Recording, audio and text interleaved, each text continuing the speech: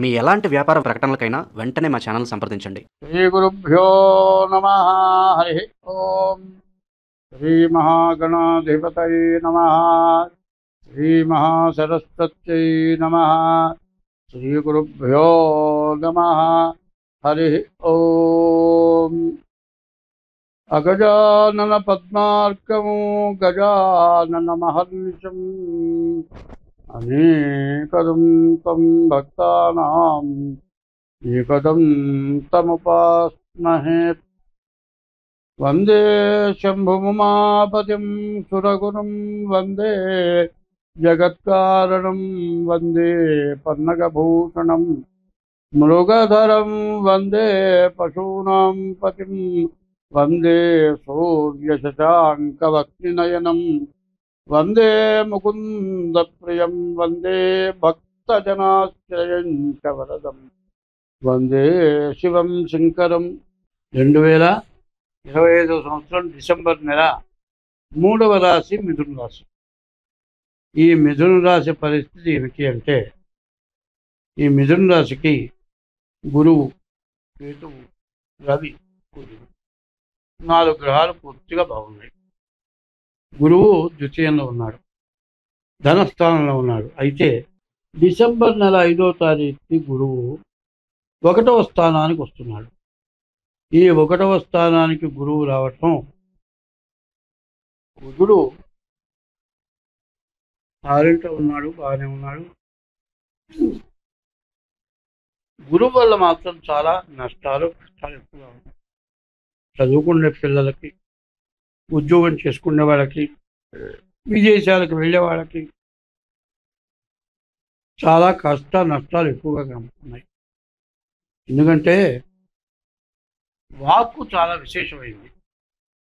మాట ఎట్లా ఉంటుందంటే, పని చేయని వాడిని కూడా పని చేయించవచ్చు, పని చేసేవాడిని ఎగ్గొట్టే పరిస్థితి కూడా వస్తుంది. పని చేసే చోట నీ దగ్గర కూలి పని చేస్తున్నాడు అనుకో, వాడిని ఇష్టం వచ్చినట్టు తినడం మొదలు పెడితే చేస్తున్నట్టు నాటకం ఆడతాడు మాత్రం కానీ పని చేయడు. వాడు కష్టపడి పని చేయాలంటే వాడిని మంచిగా చేయించుకోవచ్చు. ఎట్లా ఉంటుందంటే, మరి మీ నాన్న ఇంటికి వచ్చాడు అనుకో, ఎవరో కావాల్సి వచ్చి, వాడు నాన్న కోసం వచ్చాడు, పిల్లాడు కనపడ్డాడు, ఎలా మీ నాన్న ఉన్నాడు అంటే బాగా చెబుతాడు, బలాలు చూస్తున్నాడు, లేకపోతే బయటికి వెళ్ళాడు, అరే నీ అమ్మ మొగుడున్నాడని తాచి కొడతాడు. నాన్న దానికి అమ్మమ్మ కూడా ఉన్నదానికి అర్థం ఒకటే. నీ మాట వికృతంగా ఉంది. మాటల చేత దేవతలు మన్ననలంది వరములిచ్చిరి. నీవు దేవుడిని ప్రార్థించి, నువ్వు తప్పితే దిక్కులేదని ప్రార్థిస్తే దేవుడు వరం ఇచ్చాట.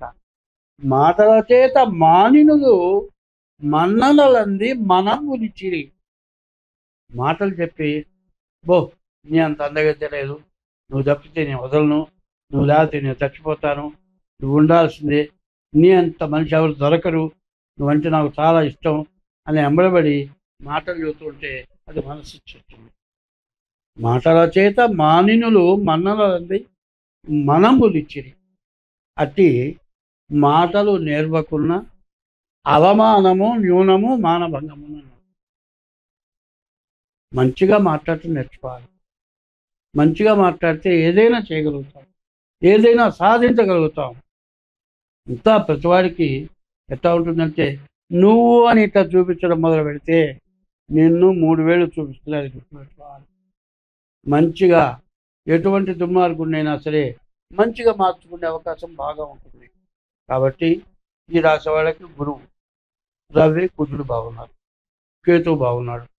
గురువు వల్ల విద్య, ఉద్యోగం, విదేశాలకు వెళ్ళటానికి బాగుంది.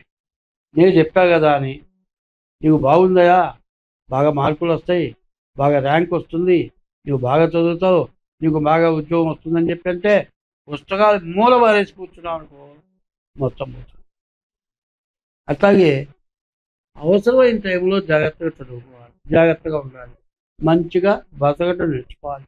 అట్లా ఉంటే మాత్రం ఈ రాశి వాళ్ళకి విద్య, ఉద్యోగం, జీవితంలో ఎప్పుడూ ఎదురు లేకుండా బతకగలిగినటువంటి స్టేజ్ వస్తుంది.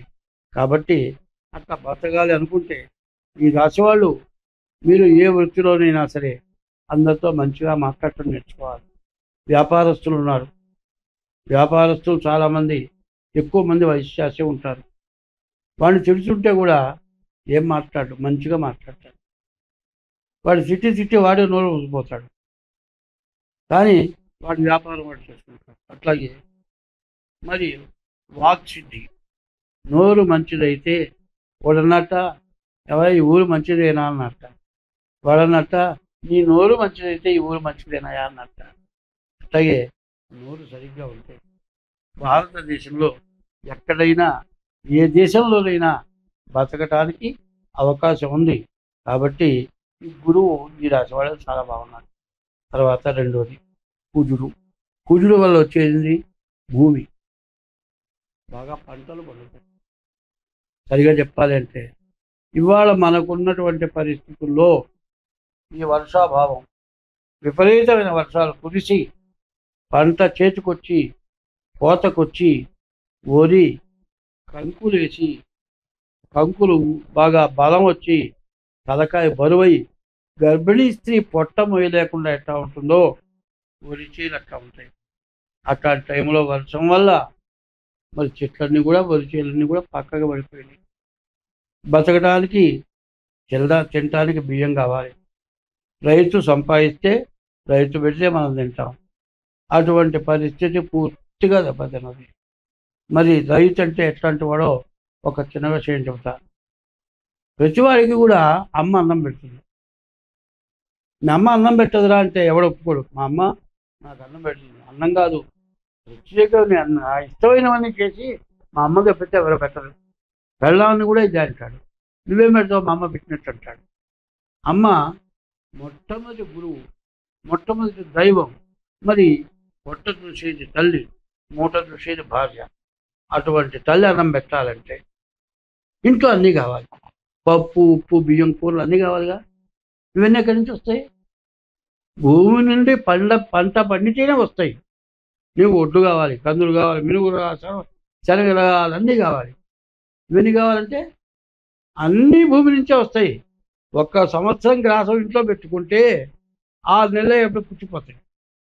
కానీ ఎప్పటికప్పుడు భూదేవత మనకు జన్మనిచ్చిన తల్లి కంటే భూదేవత మొట్టమొదటి తల్లి. ఈ కుజుడు భూమికి సంబంధించిన వాడు. మరి భూమి నుంచి మళ్ళీ పంట పండుతుంది. ఎందుకంటే ఈ వర్షానికి కుళ్ళిపోయింది, అదంతా ఎరువైపోయింది. మళ్ళీ ఇప్పుడు తిరిగి వ్యవసాయదారులు మొక్కలు వేస్తే ఖచ్చితంగా పండుతుంది.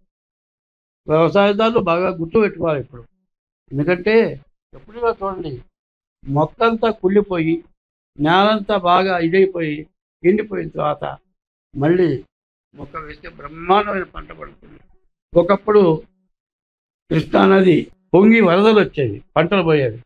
2 సంవత్సరాలు పండకపోతే 3వ సంవత్సరంలో అదంతా భూమిలో పడ్డ చెట్లు, చేమలు, గడ్డి, గాదం కుళ్ళిపోయి బలం వచ్చి 3వ సంవత్సరంలో 5 సంవత్సరాల పంట పండేది.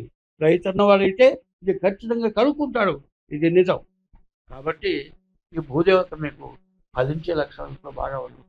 కాబట్టి రైతులు జాగ్రత్తగా ఉంటే బాగా పండించుకోవడానికి అవకాశం ఉంది. రవి ఆరోగ్యకారకుడు. రవి ఇన్నాళ్ళ నుంచి రకరకాల వ్యాధులు వచ్చినాయి, అంతా బాగుంది. ఇక్కడి నుంచి ఈ రాశివాడు వ్యవసాయదారులకి, మరియు చదువుకునే వాళ్ళకి, మంచిగా మాట్లాడే వాళ్ళకి అన్ని విధాలు బాగుంది. స్వస్తి.